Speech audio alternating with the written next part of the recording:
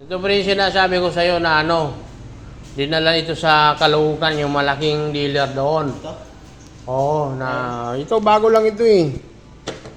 Siyempre, 2 taon mahigit na yung nakakalipas. Eh, di natin alam kung ano nangyari rito. Kasi nung dinala ito dito huli, maingay ang makina, umaandar. Baka may naputol ng wire.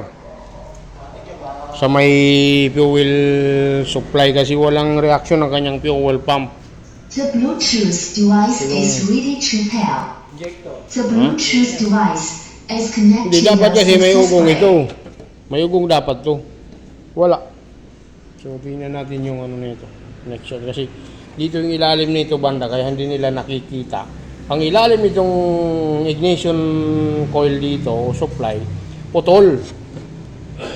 Hindi nila nakita yun. Kaya nga nung oras na ng singilan sabi saglit lang daw ginawa, nagre-reklamo, bakit daw 2.5 ang babayaran. Sabi ko nga sa kanila, dinala tong anyo doon sa hindi nagawa Kung totoo naman na talagang dinala nila doon. Kasi kung ano-anong pinapalitan.